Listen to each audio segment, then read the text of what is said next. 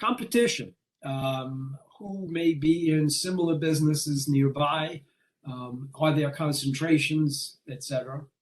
And then if you're taking a location, not that day one you want to know, can you expand? But you do want to think if 5 years, 3 years down the road, things have gone well, what's that mean? How far is moving going to be a problem? What should you be considering?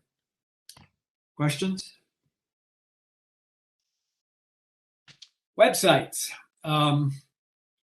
I've gotten better with this as we've done the program. Thank goodness for my children and sister, daughter-in-law, and son-in-law.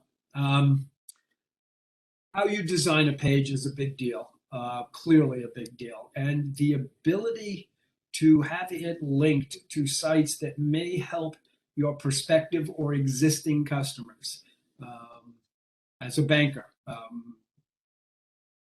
Wachovia, Wells Fargo got itself sideways and got into some trouble. Wachovia did, and it's taken more than a few years for them to recover. But all of a sudden, in the last 3, 4, 5 years, they've become a pretty strong bank, and they've gotten pretty good at online banking and handling customers that way and maintaining their retail delivery system, yet at the same time slowly making sure that the physical facilities they have out there are exactly servicing the clients they have now and or want to continue to develop. The site should make all of that information available. It should link to other parts of the bank potentially, in terms of you go on your you borrow money from them and all of a sudden you want cash management services, etc. Or you want to know something about title companies. Many of the banks are now tying those things in so you can get a list of title companies Wells Fargo's using. I think this is improving, but one of my children or people they married, not all sites have mobile version access. I was not aware of this at all. I don't think it is unusual. I think it is unusual, but it is possible to live in an area where mobile access is not easy. Again, just the research to make sure you are protected. Content optimization. Make the site easy to move around so that you can have a fair amount on a page or two without confusing the heck out of customers. Where shareable page title and keywords used for, I said Google, but whoever the search engine is. It used to be you had to be in the first 5. Now I'm told you got to be on the first page. The more I keep talking to folks who do a lot of this, maybe it's even the first couple of pages, because folks get pretty damn specific when they're doing research of this nature. If you can capture the demographics of the people who visit your site, who besides your customers, but potential customers, that will help immensely to solicit them, provide them with information which may attract them to you, back to you in the future. Questions, thoughts, comments? Product line analysis. Ladies and gentlemen, if we were in the classroom, I have bought and brought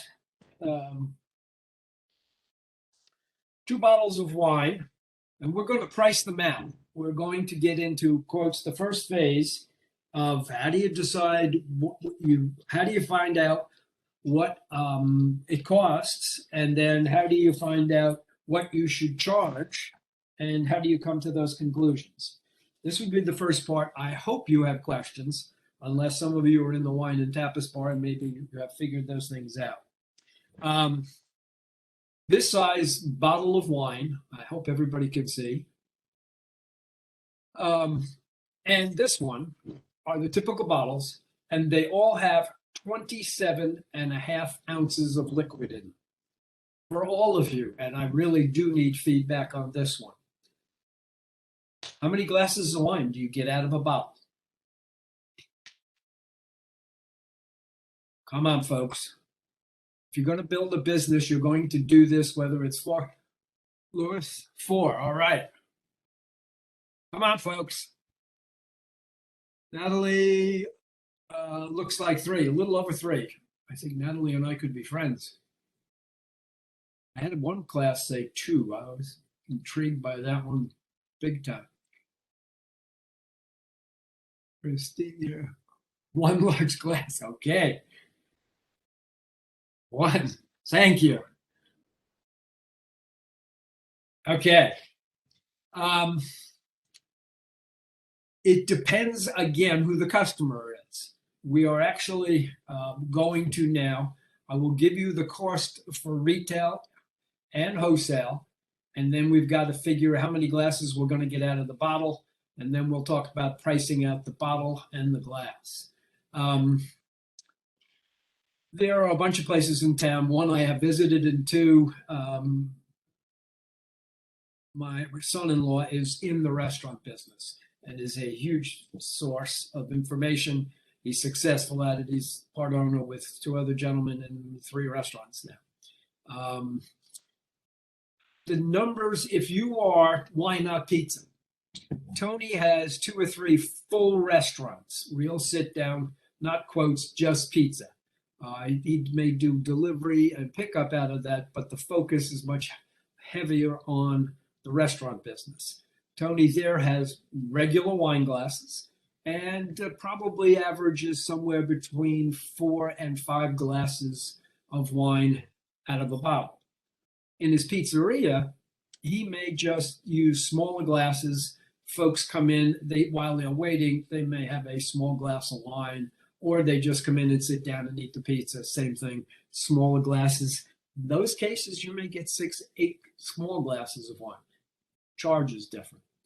So the 2 bottles. This one, you may want to write these down to kind of track for yourself. Let me just make sure I didn't bring it short. No, I did not. Okay. For the exercise, we're going to assume 4 glasses out of a bottle. This is Rodney Strong. It is a Chardonnay.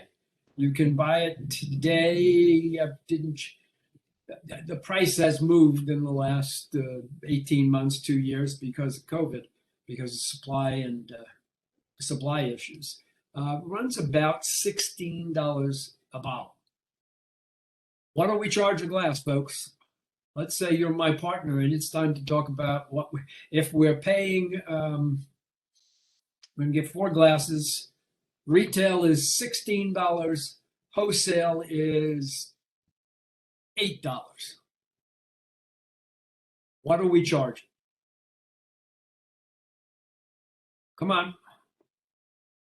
Tell us $30? I think I'm in love. No. Okay. $30 a glass. Wow. Okay. Entrepreneurs. Others. $16 for the bottle if you buy it retail. Wholesale's $8. What would you charge for 1 glass of wine on this bottle? Come on, there's got to be more guesses out there. Adrian, 10. Ella. Come on. There are no dumb responses. Jeffrey. Christian, 8. I think I saw 10. 2 10s now and an 8. Okay. 4 glasses a bottle. We could get 5. Wholesale is $8. You want to cover at least the cost of the bottle. So if you paid $8 for it, you might charge $8. In the Hampton Roads area right now, a Chardonnay, this Chardonnay, and ones of similar quality are running between $10 and $15 a glass, probably averaging out around 12. So we'll say $12. Now the tough one. We're going to get 4 glasses out of this. What do we charge the bottle if four of us sit down at the table and we're all, yeah, let's all have a glass of Rodney Strong Chardonnay? What do we charge for the bottle? And our retail price is $12 a glass. So four glasses, $48. What are we charging for the whole bottle? 28, okay. Somebody else did one and it disappeared too fast. I didn't catch it. I apologize. Other guesses? Natalie, 38. Okay.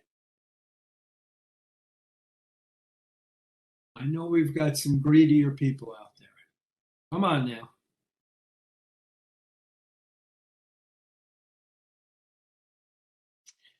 Typically, if four glasses cost obviously $48, you want to give the customer a break. Typically, you would come in somewhere around $44. There we go, 40. Thank you, Adrian. Somewhere between $42 and $44 for the bottle. The enticement being obviously there is, Miles, if you're going to charge the same for the bottle, there's no reason to buy the bottle. I would argue 42. Right now, a lot of places are pushing price and staying with it because folks are so, in my opinion, driven to be out that they want to enjoy themselves. Okay. I am a wino, folks. This is a smaller winery on the West Coast in California. My wife and I first visited it on a banking seminar I had to attend in San Francisco, and she and I added another week's vacation on the back end of it. Linmar makes some wonderful wine. My grown children all drink wine and have all expressed a strong interest at the holidays when they come to town. Hey, Dad, you do have Linmar in the house, right? So I order more than I should every holidays. This is a Pinot Noir from Linmar, and it runs about $90 a bottle. Here's the tough one. What do we charge a glass? Come on, there's some real greedy entrepreneurs out there. It is the entrepreneur's challenge to buy it cheap and sell it the best you can, whether it's forklifts or wine or service value. Come on. $90 retail, wholesale runs about $50.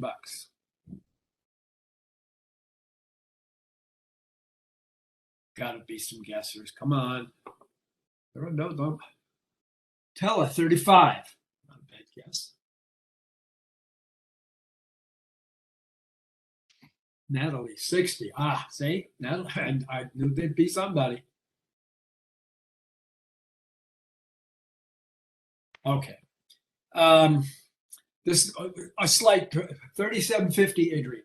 The slightly a trick question. Because though red wine can sit, it requires the acquisition of other equipment, nitrogen being the equipment you need, the gas needed, that you cork it with at night so that it lasts as long as possible.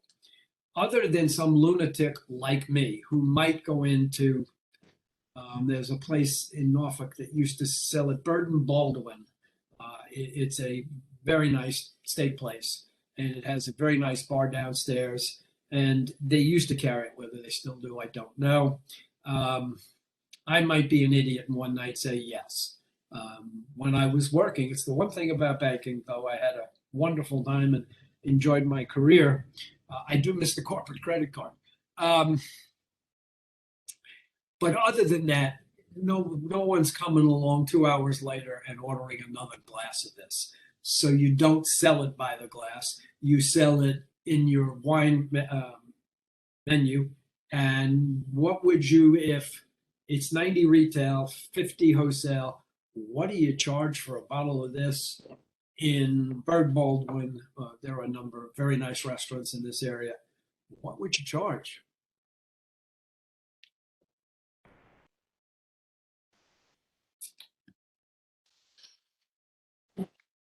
125. All right, now we're getting some entrepreneurs. Okay. Other calculations.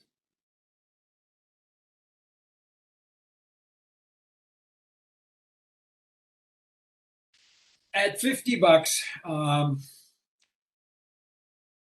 you're probably talking not less than 150 a bottle. And I've seen the wine sell for two and a quarter a bottle.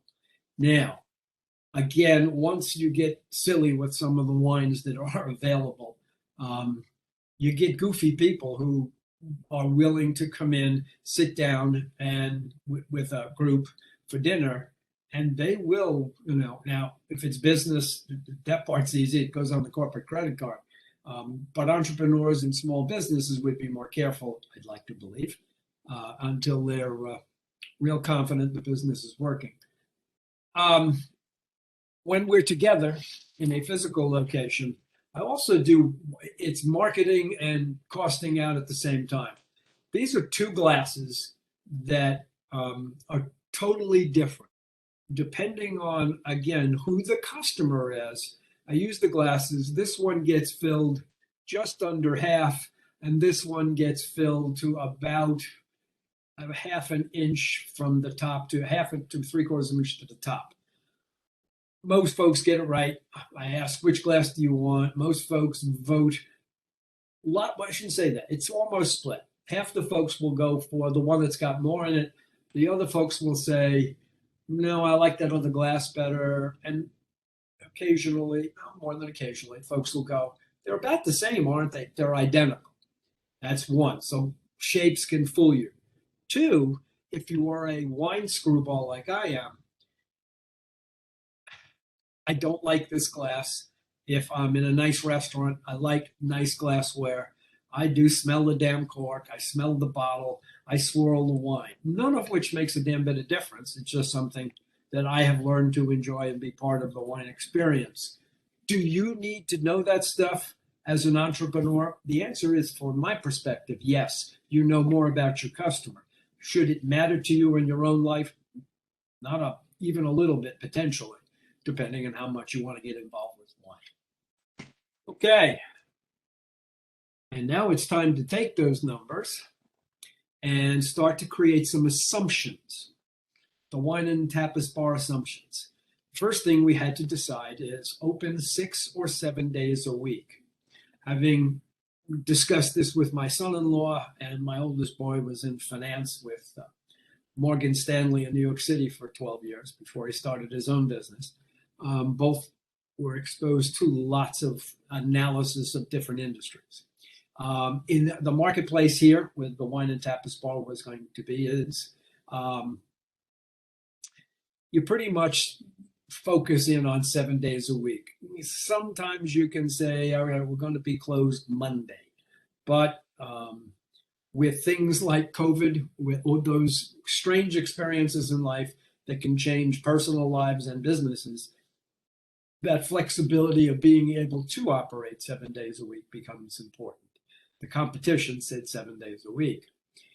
Second discussion, how many hours a day are you open? 10 or 12? Are you going to do breakfast, lunch, and dinner? Are you going to do lunch? You're going to do dinner.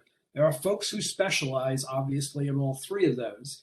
As a wine and tapas bar, we were clear we were going to do lunch and dinner. Opening at quotes 12, you might be opening at 11:30, but you certainly have staff there, probably by as early as 10 o'clock, to get ready to operate. I point out that the hours per week are different. And it's not something I easily thought about as we started the exercise, but 10 hours a day, 7 days a week is 70 hours. 2 more hours a day is 84 hours. That's 14 hours more, and that's like being open another day. Okay. So then we had to talk about what's a reasonable estimate of what we would sell to the average customer. And we decided on sales mix of 50%. 50% wine, 50% food. We could change that, obviously. I strongly suggest to all entrepreneurs, no matter what your business is, promise yourself in the early years, 1, 2, and 3, that you are building your business and the results will be a Volkswagen. If you end up driving a Maserati, a Rolls Royce, that's terrific. Don't count on that. COVID could happen. Gasoline could go to $9. It could be the worst winter in history, et cetera, et cetera. And all new businesses run into unexpected issues during the first 3 to 5 years. Usually in the lifetime of business, it's consistent. You have to learn to manage through bumps. But I can't emphasize it. As an example, wine and tapas bars fall into restaurants. These numbers are still active, though I have not been a banker now for 10 years, 8, 9 years.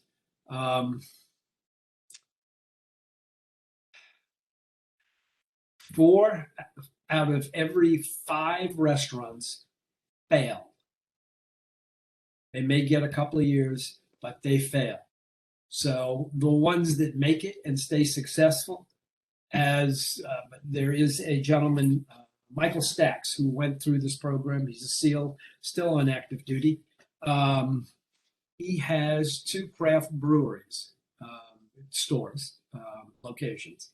And he took 12 months to do the research and then almost another 6 to 9 months working with the program, and a bunch of us, myself, Don Miller, I think Cheryl and Sagaster, all got involved.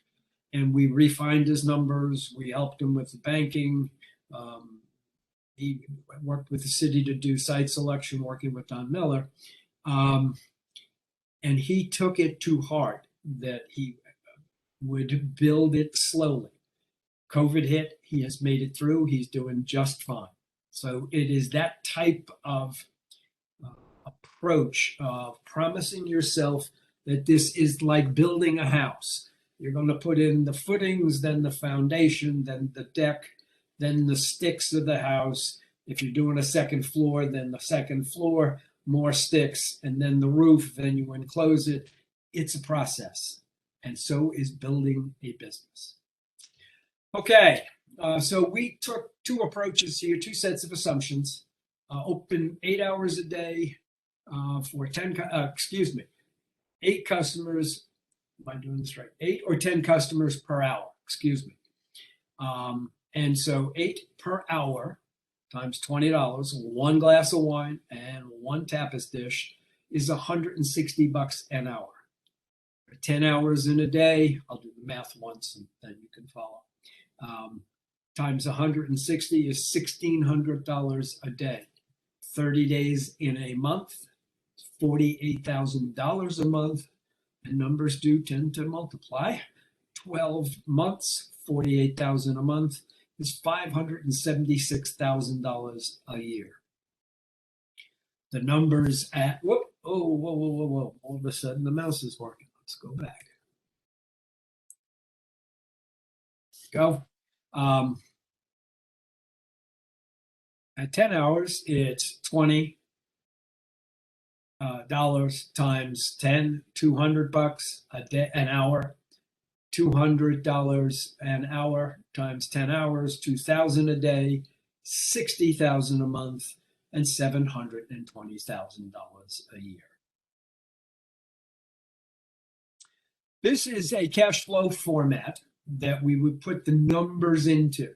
This format was developed, as shown in the bottom left-hand corner, by the Small Business Administration, working with community banks, regional banks, and money center monster banks. A good 30 years ago, it's been refined a few times and is pretty much the most accepted format that you should be using if you're going to, one, ever think about borrowing money from a bank or other kind of financial institution, but frankly, you should use it, and starting a new business, do a minimum of 3 years of this form. This is only 4 months. I had to shrink it because trying to get it onto my computer without being blind, uh, I decided the exercise was to show you how we work through 4 months. Typically, if you're in the classroom, we enclose it with your packet. If you get involved in getting down to really starting and putting your package together, I know the program will provide sufficient amount of these forms in order to do that. So we have the particular breakdown on the left-hand side of cash on hand, and I'll go through those. 2 columns for each month. One is the estimate or assumptions, and the other is actual. Someone's going to ask, maybe before we're done, as you start doing this, do you change your estimates to better tie to actual? And the answer to that is no. You should prepare again 3 years because it's your money, and you want to make sure that you refine your skills and are, I don't want to say hard on yourself, but again, start with a Volkswagen, and if the Maserati shows up after 12 months, leave your estimates the way they are. Because the oil goes to $5 the next year, or COVID breaks out, things could change quickly. Good news and bad news, how you handle it should be somewhat consistent. If things are not going the way you want, don't change your estimates.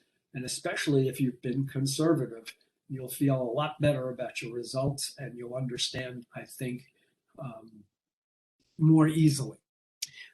Okay, again, anything that doesn't make sense as we're going along, just please pop a question on the screen, turn your microphone on.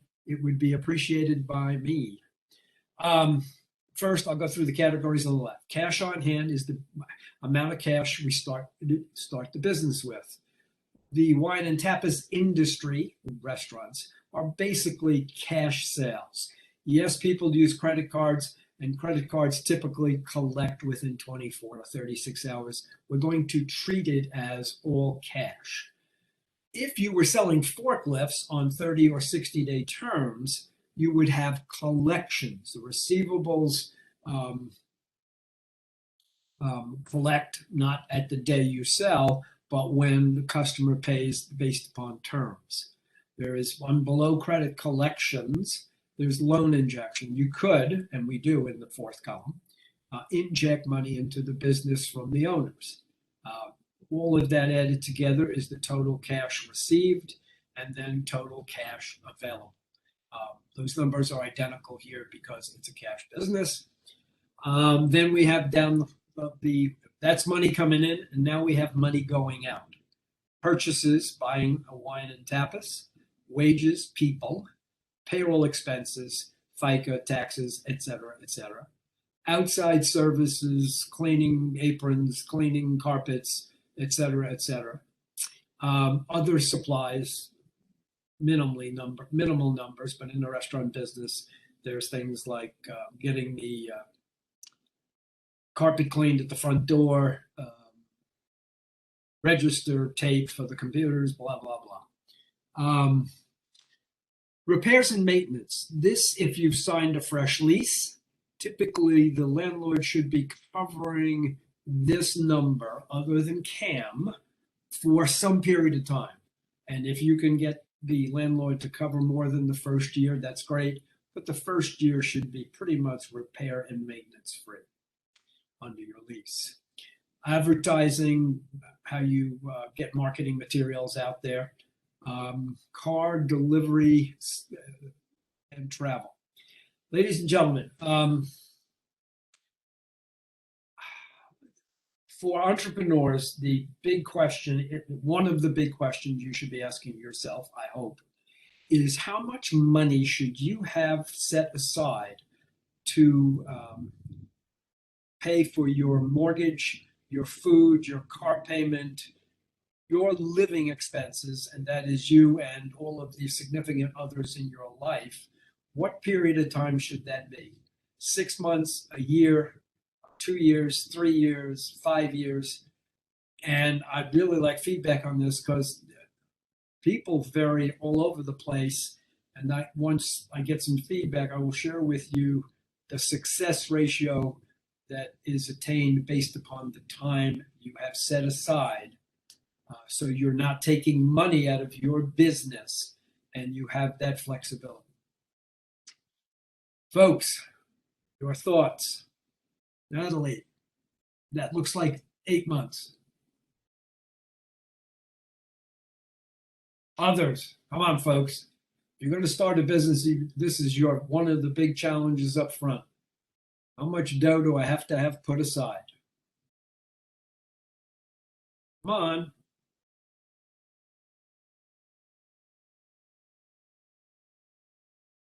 Anybody think it's more than 6 months?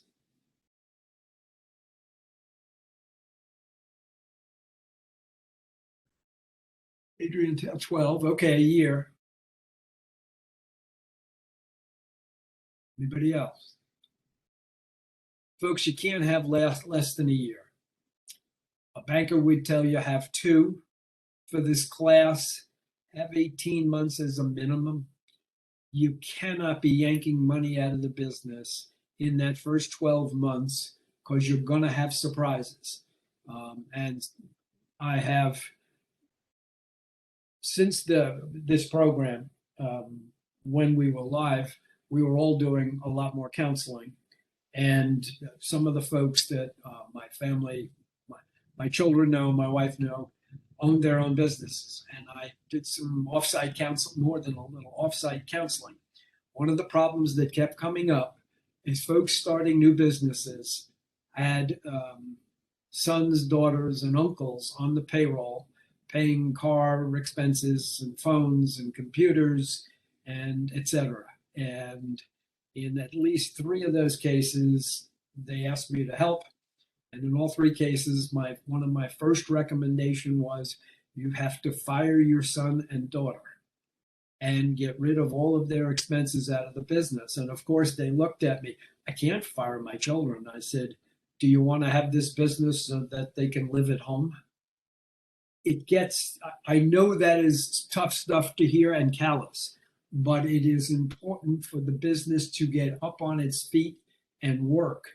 And if you're doing things like paying for other members of the family's cars, including your own, you are running personal expenses through the business. In your 5th year and you're making a 20% return on your money, go for it. But in that first 3 years, which are absolutely critical, don't fool around with the cash flow. Okay. Accounting and legal, my brain, QuickBooks, please. There are other software programs advertised on the web and in websites. Most every financial institution in the country is very, very happy with QuickBooks. Our program at ODU actually has somebody who teaches it. There is also someone at SCORE in the Hampton Roads area who does the same thing. And SCORE is a not-for-profit organization. And if you go in and make an appointment to see Bonnie Lindenberg, she will be happy to sit with you and help you get QuickBooks up, running, and successful. Where was I? Accounting, legal, rent. Don't forget about CAM. You actually using the first column of estimate and actual. I put in rent at $3,500. That was our negotiation. It came in at 4 because CAM was in the lease. I don't show CAM, but I go, whoops, how could you sign a lease that comes in at a different number because CAM was on page 17. Telephone, utilities, insurance. If you're opening a facility and you need general liability insurance, which is something you may not have now for your home or wherever, call your car insurance people. They will point you in the right direction, I believe. taxes and real estate, interest expense, and those subtotal to 26.6. And then if you take 26.6 from the cash received up at total cash available of 80, we forecasted that at the end of our first month, we would have $53,400. Now let's talk about actual. Questions before now we start to get down to the brass tacks. Okay, we started with 20,000. We estimated that we'd do 60,000 the first month, and we did $28,000. 28 and 20 is 48, and now we got to pay expenses. Purchases were 14, and I won't read the estimate. You all can see that. Gross wages were $6,000. Payroll expense was 15. Outside services were 1,000. Supplies 500. Advertising 1,000. Accounting and legal stayed where we thought it would. CAM came in rent that we were not anticipating. Telephone, utilities, the rest pretty much the same, but that 32.9 now gets subtracted from 48,000, and so at the end of the first month, we now have $15,100, which means we started the first month with 20 grand of our money, and at the end of the first month, we're down $4,900. Questions? Christian, I can't see your title. Whoops. Christian, could you hit that again? Please. I think it said you can't see the titles on the left-hand side or at the top. Top. Okay, sorry about that. Troy, can you hear us?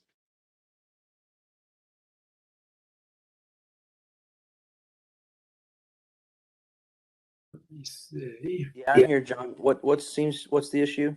One person just said they could not see the estimate actual across the top. Is there a way? I think we lose me, but I guess that's okay. To move it all to the top. Whoops, wait a minute. Yeah, Christian, it just says, so it goes estimate, actual, all the way across. All the way across. Does that solve your problem? Yes, thanks. Okay. We go to column, the second actual column. We take 15.1, the actual cash position at the end of the first month. That goes to the top of the second actual column, and we start month 2. We have 15.1 in cash. We collect $32,000. We have 47.1 in total cash available. Again, no receivables, so it's credit cards and cash. And in today's world, 99%, 95% of it's probably credit card. Purchases, $16,000. We did a little more business. We are also we were all learning that product mix and not just buying wine, but making sure you did the research on what were the popular wines in the marketplace and what are popular wines with 35-year-old women. Gross wages 8, a couple of lessons here. Good wait staff, waiters and waitresses, and good bartenders cost money. And actually, in the long run, build better customer relationships and build better business. Outside service of payroll expenses up, obviously, for a little more people, 2,400. Outside services stays the same, supplies, etc. Expenses for the subtotal for the month of outflows of cash, 37.5. And lo and behold, 37.5 from 47.1. And at the end of the second month, we have $9,600 in cash of our money. This is when we're all together in a classroom. I go, okay, this is where you decide as an entrepreneur to stay the course and or look hard, keep asking all the hard questions. It's why in class, when you're in front of me, I don't let anybody sit there. I go around and ask everybody. It's your money. If you sincerely want to hold on to it, asking all the questions becomes the key part of the whole day exercise. We're down to $9,600 going into our third month. Our forecast said at this point we'd have $86,800 in cash. Oh boy, did we have it wrong. We take that $9,600 and take it over to the top of actual on the third column. And here we go again, $9,600. And lo and behold, it's an ugly month. And we do 25.5, we have 35.1 in total cash available to now cover expenses. And as you can see, if that you go down that list, it subtotals out at 35.7. And at the end of the third month, we have a negative cash position of $600. Okay, we had decisions to make as owners, and decided that we would put another $15,000 in the business as a loan.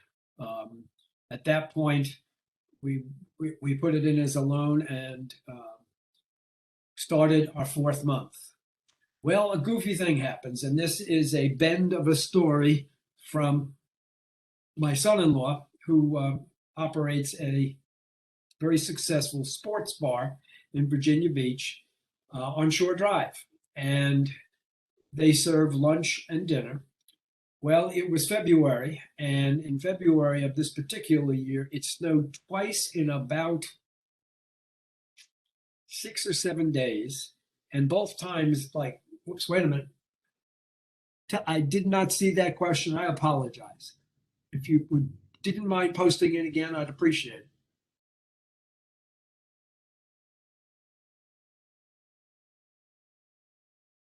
Nope, I guess we lost it. Sorry about that. Try to keep my eyes up. Whoops, there it is. The rent estimate doesn't change. No, it does not change. I didn't separate CAM out. So rent, which the lease says our monthly rent is $3,500. The part that the landlord doesn't always tell you about is that the common area maintenance charge is on, again, I'm being silly, page 17. I left it there and left CAM blank to just show that that's sometimes how you get surprised. Landlords are not going to tell you how to read your lease. Understood. Thank you. This particular sports bar on Shore Drive in the Virginia Beach area was exploding with rental properties, and with the military being active down the road. Crazy thing happened. School was closed for 5, 6, 7 days. My son-in-law and his partners decided to open for a late breakfast, lunch, and dinner. And the restaurant location had, at that time, I believe 5 pool tables, a back room with all kinds of games for kids, from computer stuff to the basketball shooting thing to a bowling thing, et cetera, and of course a giant machine that dispensed quarters at a pace unseen by men to that point for young ones. It was one of the most successful months in the company's history to that point, because they served all day long. With school being closed, mom and dad, both of them couldn't go to work because daycare was not available. And so the kids and mom and dad came down at least for lunch and dinner. And in many cases, sometimes one of the two parents or both may have gotten spelled by grandma or grandpa and took the kids home. I keep missing questions. I apologize. Let me finish this and I will ask whoever that was to post it again. They did $49,000, and that's why sales jumped. And remember, we also put 15 grand in. The two numbers equal $64,000. It should be, I apologize, 63.5, because we start 63.4 because we started with negative cash. We then run our expenses at 35,975, and at the end of the fourth month, we have total cash available of $28,000. Pop that question back up again. I think it was Teller.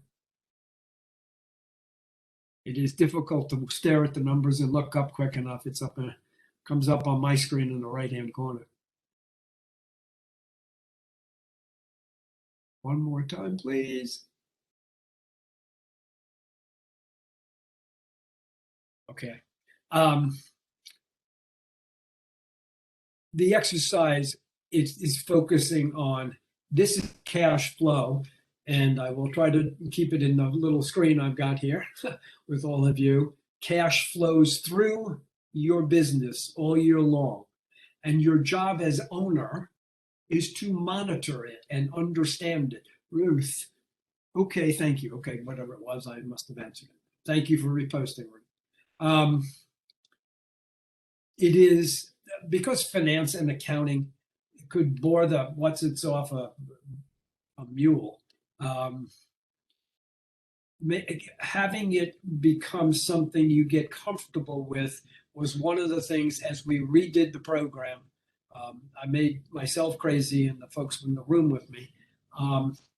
It is our job to make it so hopefully make you successful. And by having cash flow not be something, oh God, I'll get a good bookkeeper, that's not the answer. I've seen too many bookkeepers beat the entrepreneur because they know how to do funny things with numbers. The ability to understand, not be an accountant, but understand and ask the right questions is what this exercise is about.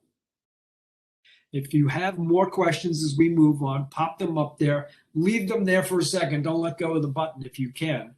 And I will even circle back if we have to. All right, let's go. Okay, profit and loss statements. This is the profit and loss statement for the wine and tapas bar that we established. For this exercise, instead of showing that ugly mess, I decided to show a company that is reasonably successful and talk about one. We'll go down the left-hand side and move across to the numbers as we go down. Okay, sales. That is actually the number of products you sold, in this case, for 12 months. A financial statement, a profit and loss statement can be prepared for a day, a week, a month, a quarter, half a year, or a year. This one and the balance sheet are for a year. Now, sales for wine and tapas is basically cash and credit card. If you were selling forklifts, again, that number isn't then cash. It's that you've sold the merchandise. You may not have collected the cash. We talked about that as we did the cash flow. Cost of goods sold. Feedback is appreciated. I'll describe it, and then please don't hesitate to make sure you understand. The cost of goods sold is the cost of only the wine and the tapas, not wait staff, not marketing expenses, not taxes. It is just the cost of the wine and tapas. Take that number and subtract it from sales, and that is your, or the wine and tapas bar's, gross profit, $380,000, or a gross profit margin of 52.7%. That's pretty darn good. A banker can tell you that's a very attractive gross profit margin. And it means for every dollar you sold, you got a return of 52.7 cents. Now, if you know a bank or a finance company or an insurance company that'll get you that kind of return in 12 months, go get it. It typically means it's too good to be true. It is why there are entrepreneurs, however. So it is the first benchmark of how well you are buying your product and the return you're getting. Now, operating expenses is how you're managing the business day to day. Not how you buy product, but how you manage your staff, rent, et cetera, et cetera. So Salaries for the 12 months, 96,000.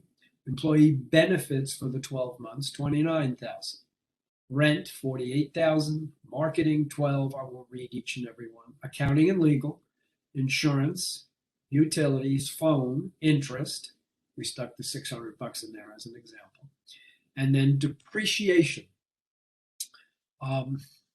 Accountants many moons ago sat down and determined that it was appropriate that if you bought equipment, I'll use a dump truck, for $50,000, it has a useful life of some period.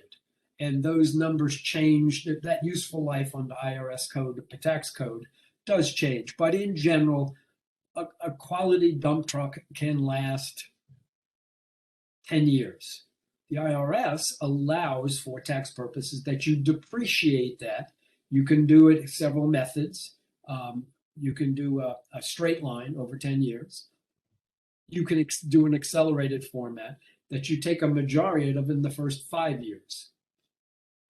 The reason for the discussion: you paid for the machine, or you've at least paid it and maybe borrowed money to pay for it. But now you get to depreciate its value. Depreciation is not a cash charge. Salaries are, marketing is, but depreciation is the recapturing of the cost of equipment that you are depreciating. Bankers like that kind of stuff because it's cash available, because it gets subtracted from incoming cash. That's a tough concept. Any questions?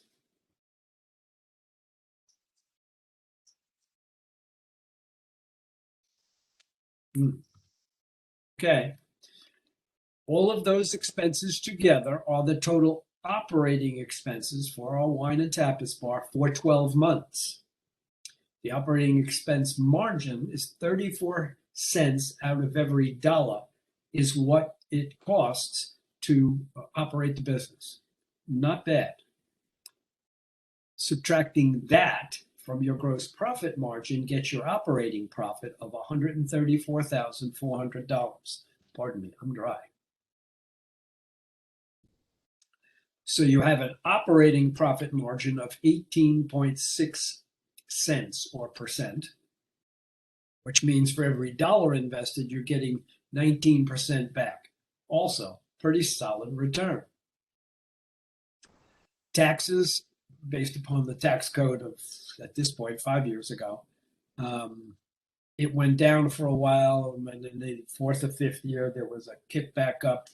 But roughly would be, I think, in the $28,000 range. So the net profit for the business is $106,400, and the net profit margin of 14.7, or almost a 15% return on your money. Questions? Now, I'm going to ask that you remember, write it down if you don't mind, the $106,400 net profit. This is something you as an owner should be tracking running your business. We're going to go to the balance sheet, which is also, whoops, Ruth, John, are these actual figures? As I probably did not explain it well, Ruth. I took and adjusted them based upon the successful running of the wine and tapas bar and the big numbers, the $720,000. Instead of showing a mess, I made it look like it worked perfect, because the exercise is now for another reason, that now you're in your fifth year and it worked. I hope that answers your question. Okay. And to maybe clarify a little bit further, I'm a believer that if you started this business and this is how it was performing in the fifth year, you should be thrilled. You probably, the first year, maybe broke even, lost a little money. Second year, made some money. Third year, we were getting some nice returns. Fourth year, more nice returns. Whoa. Holly, if you have munchkins, it's okay. I'm a grandpa. If you could, I'd say ship them to me. My wife and I, we love grandchildren. Matter of fact, if I knew they were this much fun, I'd have had them first. So the example here is to emphasize success. Success sometimes takes 3 to 5 years. I think it takes 3 to 5 years minimum. Okay, everybody hopefully has written down $106,400. Balance sheets. Balance sheets. This one again can be for 1 day, 1 month, a quarter, semi-annual, or annual. This one's for the 12-month period. And we have assets and liabilities. Assets are the stuff you own, and liabilities are the stuff you owe. Liabilities also has one other category to it. It's not liabilities. It is your money, your equity, which is your money that you started with, and the money the business has made, retained earnings, and then total liabilities plus capital. All of those equity and retained earnings are capital. That's your money. But that's how we balance the balance sheet, which is the important word in its description. It must balance. If it doesn't balance, the entrepreneur should be one, not doing their own numbers, accounting numbers, or talking to the bookkeeper immediately. And there can be bona fide explanations during the year. Okay, cash, pretty simple, is cash. It's the money in your bank account. I created accounts receivable using my discussion of 5 days of everything closed. The banks were closed too, so the credit card receipts did not collect. So I showed accounts receivable. Inventory is wine, tapas, etc. Those added all together are the current assets of the wine and tapas bar are $105,000. The terminology means those assets have a useful life. They should be used up and used in the business for less than 12 months. I will go to the current liability side because we think of them as a banker, an accountant, and as an entrepreneur together. How we have accounts payable, who you bought the inventory, the wine and tapas from, of $25,000. And we got approved for an SBA loan. And that SBA loan was for $25,000. And that helped pay for some of the inventory and startup expenses. We then go to, same thing, current liabilities, useful life should be dealt with in 12 months, 12 months or less. Long-term assets from 366 days to 15 years. Can assets have useful lives longer? Yes, land does, some building stuff does, etc. But in general, commercial banks, savings banks, the traditional banking system lends not longer than 10 to 15 years. They may have terms longer, but they expect to be out of the deal in 10 to 15 years. The computer system, $15,000, and the equipment of $85,000. Whoops, Ruth, who is doing the monthly and yearly? And I think you were going to put numbers. Good question. Finally, someone. Thank you. You could be doing them. I don't suggest that. But startups are based upon how much capital you have, how much cash you have to get your business started. Many times you can outsource it, but I suggest you have a bookkeeper, someone who knows how to keep books. Can cost you in a startup. Thank you. Said okay. Thank you. Can a bookkeeper could run you? Somebody who knows how to just keep simple books, 30, 40 grand a year with in benefits. And it could be a part-time person, somebody who may do it from a company or two and do it out of their house, only have to come to see you maybe once, twice a month, once mid-month to make sure their online hookup to you is intact. Okay. So we have total current assets of 105, the long-term assets of 100. We add the two together, and all the stuff you own is $205,000. Back to long-term liabilities. Again, 301 day longer than a year to 15 years. The loan payable IBM paid for the computer system. The money we put in after the fourth month is there, $15,000. And then the bank loan that was put together for all the equipment in the restaurant, which would be restaurant equipment, tables, chairs, signage. Those numbers together, the total liabilities of 75,000, 75 and 50, the current liabilities, total liabilities of 125, which does not equal the $205,000 of total assets. The way we make sure this all balances is to go now to the capital section, and that is our equity of 20, the money we started with, and the retained earnings of $60,000. Those two together equal 80, and that 80 and 125 is 205, and the balance sheet balances. Now, ladies and gentlemen, when I will go back if somebody asked me to, but I asked you to remember the $106,400 that our business made on the P&L. As your banker, you come in with your numbers, and I will have looked at them. You send them. Usually we ask you to have the numbers to us, and then we set an appointment, and you come in and we sit down. And one of my first questions was going to be, you made $106,400, but you're showing retained earnings of $60,000. Where is the other $46,400 you made? And if you don't have an answer for that, we're going to call your loan. We actually track the money off that P&L that you made to make sure it gets to retained earnings.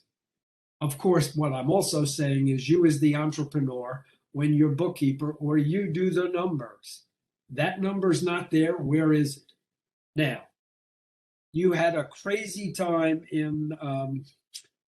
you went to California, Northern California and Oregon, and went crazy buying some of the best wine in the world and spent it. You just haven't entered the numbers.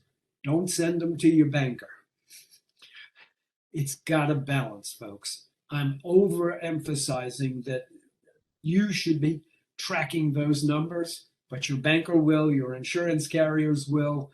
If you have other owners, you've got partners, you're all going to want to sit together and go, okay, where are we making the money and are we accounting for it appropriately?